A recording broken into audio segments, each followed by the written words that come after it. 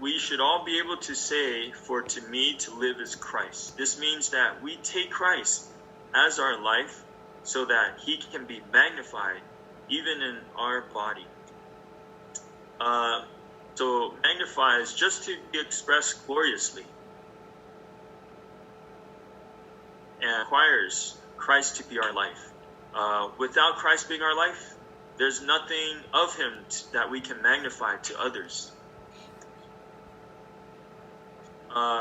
And secondly, we see that Christ in Philippians is our pattern.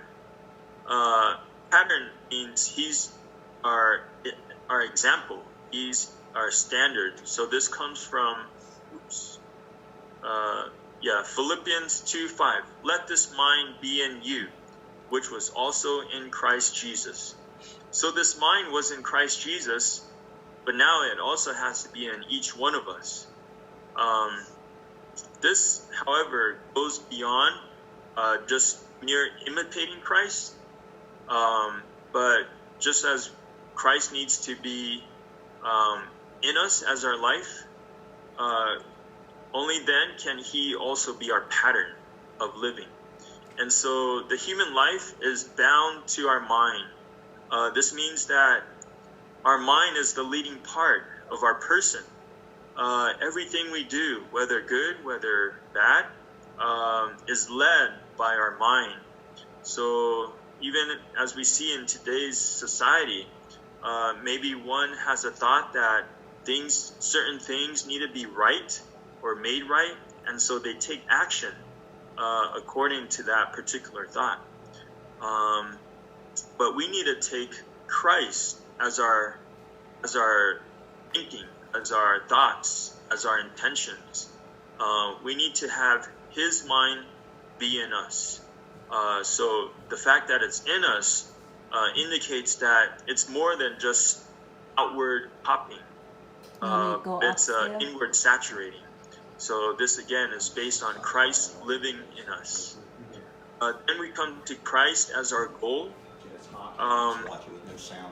These are here are some verses that it's based on. What things were gained? Sorry for the Colossians reference, but it should be Philippians. Chapter 3, verse 7 of Philippians says, "What things were gains to me?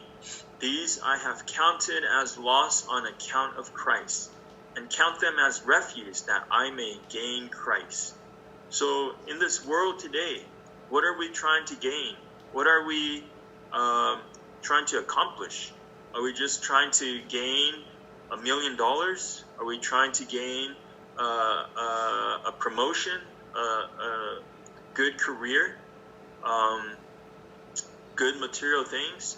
Well, even if we do, Paul, he gained a lot, but he said that he counted all those gains as loss on account of Christ. So we need to see more of Christ, that we can count all other things as refuse, so that we can gain more Christ. And further, he said, "One thing I do," verse 13, "forgetting the things which are behind and stretching forward to the things which are before." So I don't know how big your houses are that you're staying in these days, but in Christ, as the vast, inexhaustible land, there's plenty of stretching room. So we need to forget all the things behind us and stretch forward to the things which are before. This means that there's so much more Christ that we can gain. Just because we had one experience today or one experience yesterday, that those are experiences, whether good or bad, that we have to forget, because there are so many new experiences of Christ to gain. And this is what we pursue. 14 says, "I pursue toward the goal for the prize to which God in Christ Jesus has called me upward."